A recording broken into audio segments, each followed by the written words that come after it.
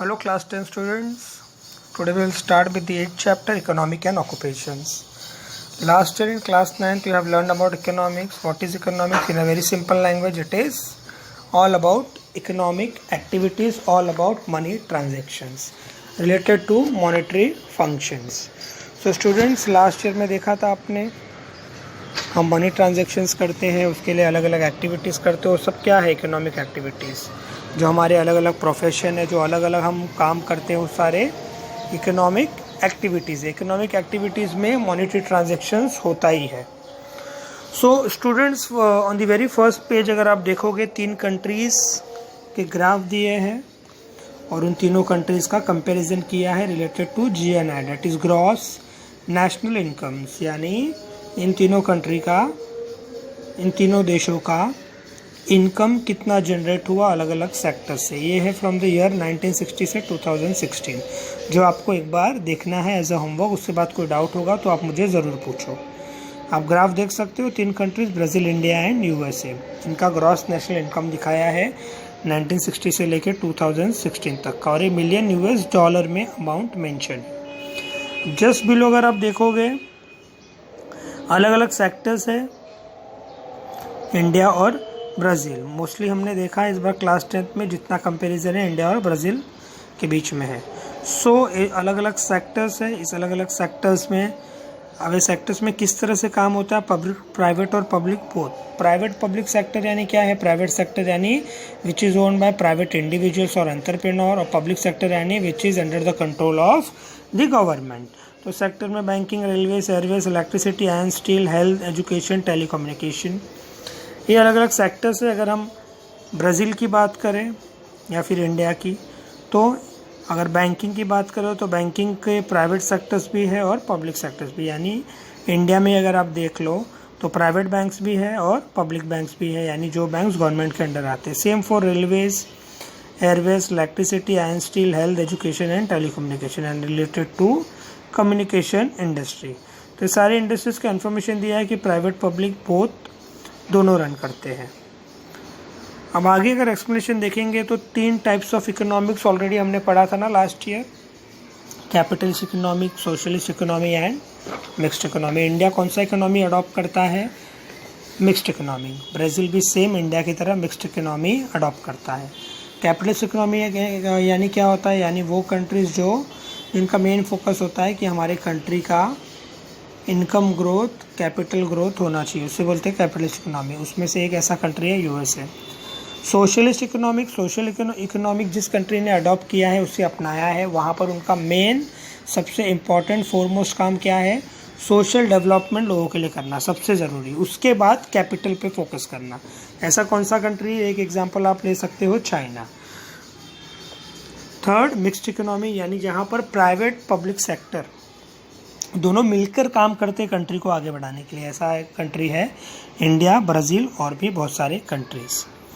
So students, अगर हम बात करें तो हर एक सेक्टर से हमें कंट्रीब्यूशन मिलता है, वही हमारे कंट्री के GDP को इंक्रीज करता है। As we have seen in figure 8.2, the pie charts show the contribution of each sector in the respective countries GDP and the percentage of population engage in various activities. यानी 8.2 में आप देखोगे ना, pie charts बने हैं Brazil, India के, उसमें जो अलग अलग पाई डायग्राम्स को दिखाया गया है, अलग अलग शेप्स बताया कि हर एक अलग अलग सेक्टर से इंडिया में किस सेक्टर में सबसे ज़्यादा कंट्रीब्यूशन है और ब्राज़ील में। क्योंकि ये जो हर एक सेक्टर से लोगों का कंट्रीब्यूशन आता है, उसी की वजह से हमारा GDP बनता है। GDP क्या होता है? ग्रॉस डोमेस्टिक प्रोडक्ट, यानी हमारी कंट्री में जो चीज़ें बनाई गई है अब वो एक्सपोर्ट होगी। जितना अच्छा हमारा ग्रॉस डोमेस्टिक प्रोडक्शन होगा, जितना अच्छा कंट्रीब्यूशन होगा, उतना अच्छा हमारा GDP होगा, उतना अच्छा हमारा ग्रॉस नेशनल इनकम भी होगा। कुछ क्वेश्चंस भी पूछा है, which country has higher percentage of population engage in primary activities. ये सब क्वेश्चन किस से रिलेटेड है? जो ऊपर पाई डायग्राम्स GDP दिया है 2016 का इंडिया ब्राज़ील का, तो इसमें आपको देखना है प्राइमरी सेक्टर कैसे पता चलेगा। जो ब्लू ब्लॉक्स है, यानी जो पाई डायग्राम में ब्लू कलर्ड एरिया है, वो प्राइमरी सेक्टर्स के हैं, red one for secondary and dark green और grey colour for tertiary sector. तो डायग्राम आपको देखना है एज ए होमवर्क में और इस क्वेश्चन का आंसर नोट डाउन करना है। ठीक है, आगे एक्सप्लेनेशन की बात करें तो इंडिया का नेशनल इनकम ब्राज़ील से ज़्यादा है, लेकिन आज ब्राज़ील भी धीरे धीरे डेवलप कर रहा है। माइनिंग इंडस्ट्री में, एग्रीकल्चर में, मैन्युफैक्चरिंग में, राइट। दूसरी तरफ हमारा इंडिया की अगर बात करें तो हमारे इंडिया का मेन ऑक्यूपेशन आज भी क्या है? एग्रीकल्चर, क्योंकि मोस्ट ऑफ द पॉपुलेशन आज भी एग्रीकल्चर सेक्टर में इन्वॉल्व है। लेकिन धीरे धीरे टर्शरी यानी सर्विस सेक्टर भी इंडिया में इंक्रीज होता चला जा रहा है। सो ब्राज़ील इंडिया का मिक्स्ड इकोनॉमी दोनों ने अडॉप्ट कर रखा है। दोनों डेवलपिंग नेशन है, लेकिन उनका पर कैपिटा इनकम अगर हम बात करें, there per capita incomes are very less as compare to develop country like USA. Obviously US developed nation है, तो उनका पर कैपिटा इनकम हमसे या ब्राज़ील या डेवलपिंग नेशन से ज़्यादा है। पर कैपिटा इनकम क्या होता है स्टूडेंट्स? यानी हमारे कंट्री में एवरेज कितना पर पर्सन कमाता है, कि एवरेज इनकम कितना है, उसे बोलते हैं पर कैपिटा इनकम। ठीक है, आगे टेबल दिया है पर कैपिटा इनकम के बारे में 1960 से 2016। तीनों कंट्रीज़ है, ब्राज़ील, इंडिया, यूएसए, जो हमने फर्स्ट पेज पे देखा था। 1960 में ब्राज़ील का कितना था पर कैपिटा इनकम? $240 मिलियन।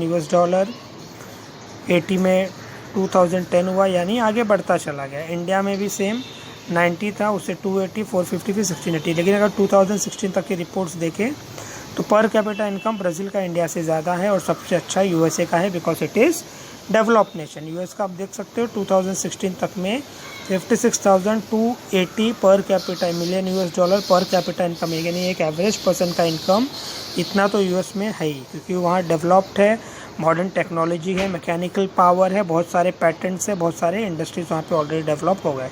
लेकिन इंडिया ब्राज़ील भी डेवलपिंग नेशन है। आज हम टेक्नोलॉजी, एजुकेशन, इंडस्ट्रीज़ में काफ़ी आगे बढ़ने की कोशिश कर रहे हैं। ठीक है, अगर आगे हम बात करें एक्सप्लेनेशन की, तो लेट्स स्टार्ट विथ एग्रीकल्चर।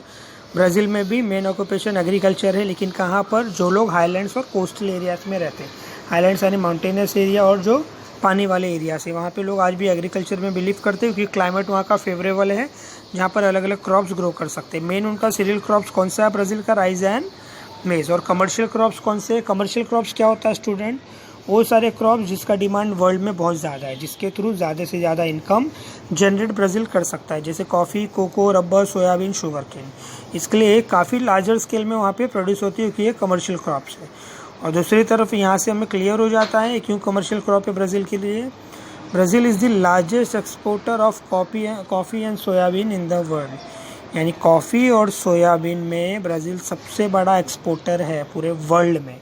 तो आप सोच सकते हो कितने हायर लेवल पे वहाँ पे प्रोडक्शन होता रहेगा। कौन से मेजर स्टेट्स है ब्राज़ील के जहाँ पे कॉफ़ी ग्रो होता है? Minus Gerris and saw Paulo. इसके अलावा ब्राज़ील में bananas, pineapples, oranges, citrus fruits, ये सारे भी ग्रो किए जाते हैं। कैटल, शिप, गोट्स भी रेयर होते हैं ब्राज़ील में, लेकिन ब्राज़ील में कहाँ पर? ग्रासलैंड एरिया पे, क्योंकि जो डोमेस्टिक एनिमल्स होते हैं वो पूरी तरह से डिपेंडेंट है अपने फूड के लिए ग्रास पे। तो जो ब्राज़ील में सवाना ग्रासलैंड्स एरिया है साउथ में, वहाँ पर मोस्टली कैटल, शिप, गोट रेयरिंग होते हैं, जिसके थ्रू मीट और डेयरी प्रोडक्ट्स वहाँ पे लार्जर स्केल में इस्टेब्लिश है। ये तो बात थी एग्रीकल्चर की। अब आगे बढ़ते हैं माइनिंग की तरफ। माइनिंग की अगर बात करें स्टूडेंट्स, तो बहुत सारे मिनरल्स ब्राज़ील के ईस्टर्न पार्ट में पाए जाते हैं। फॉर एग्जांपल आयरन और मैंगनीज, निकल, copper, bauxite, tungsten, diamonds etcetera. लेकिन अभी भी वहाँ पे इतने सारे डेंस फॉरेस्ट है, जिसकी वजह से पूरा रिसोर्सेज का यूज़ नहीं हो पा रहा है। अदरवाइज और भी ज़्यादा माइनिंग एक्टिविटीज़ ब्राज़ील में हो सकता है। Next is fishing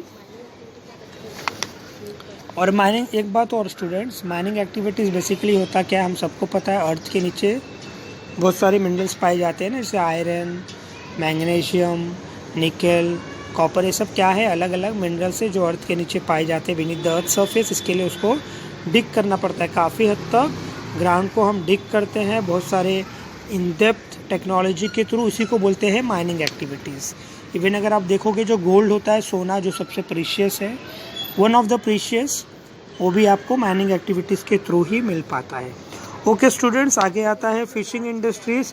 Brazil has a short sea coast of around 7,400 kilometres, यानी ब्राज़ील के पास टोटल सी एरियाज़ की बात करें तो कितने किलोमीटर में एक्सटेंड है? 7,400 किलोमीटर्स में। और यहीं पर ब्राज़ील में there is meeting of warm current and cold current. Warm current, cold current क्या होता है बेसिकली?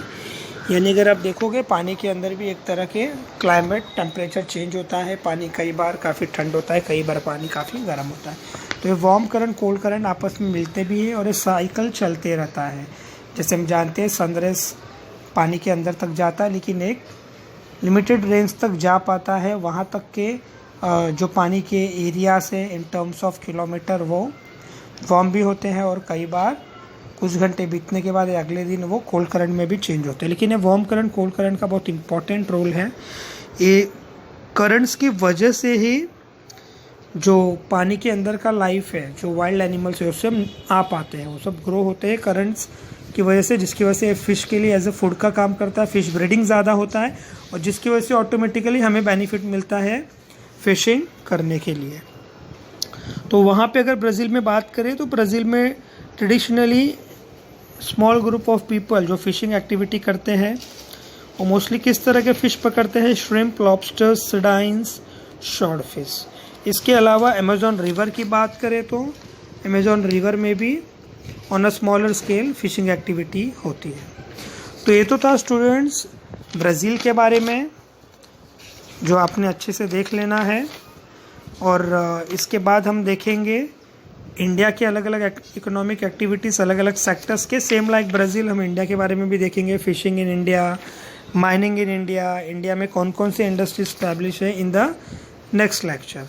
तो आपके लिए आज होमवर्क होगा स्टूडेंट्स, पूरा चैप्टर जहाँ तक मैंने एक्सप्लेन किया है यानी ब्राज़ील के बारे में आपको पूरा एक बार गो थ्रू करना है, फॉरवर्ड रिवाइंड करना है वीडियो, जो इम्पोर्टेंट पॉइंट्स है उसे नोट डाउन भी करना है। और एक बात, पेज नंबर 54 पे अगर आप आओगे, जो एक्सप्लेनेशन हम लोगों ने देखा था माइनिंग एक्टिविटीज़ का, तो देखो आप देख सकते हो मैप दिया है ब्राज़ील का, जिसके अंदर बताया है कि ब्राज़ील में एग्रीकल्चर एक्टिविटीज़ कहाँ पर होते हैं, माइनिंग एक्टिविटीज़, ओशन करंट्स जो बिल्डअप होते हैं ब्राज़ील के north Atlantic and south Atlantic ocean. ये भी आपका होमवर्क है, पूरा ध्यान से ऑब्जर्व करना है मैप, बहुत इंटरेस्टिंग है इकोनॉमिक्स सेम लाइक जोग्राफी इसमें। और एक बात आपसे और बताना चाहूँगा कि ये जो इकोनॉमिक्स है ये सिर्फ आपको स्कूल तक की ध्यान में नहीं रखना है, जो इकोनॉमिक एक्टिविटीज़ की मैं बात कर रहा हूँ ये आपको हमेशा काम देगा, चाहे ऑन अ प्रैक्टिकल बेसिस चाहे थियोरेटिकल नॉलेज, ये आपको हमेशा काम देगा कि हमारा जो कंट्री है, कंट्री कितना स्ट्रॉन्ग है, कंट्री कितना डेवलप हो रहा है, सब कहाँ से पता चलता है? जीडीपी से।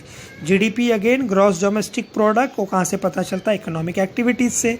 यानी क्या क्या एक्टिविटीज़ हमारे कंट्री में हो रही है, कौन कौन से सेक्टर्स में कितना कंट्रीब्यूशन लोगों का मिल रहा है, जिसकी वजह से कितने ज़्यादा चीज़ें इंडिया में प्रोड्यूस हो पा रही है, तो हम एक्सपोर्ट कर पा रहे हैं, एक्सपोर्ट की वजह से हमारे पास इनकम फ्लो आ रहा है, यानी हमारे पास मनी आ रहा है, राइट।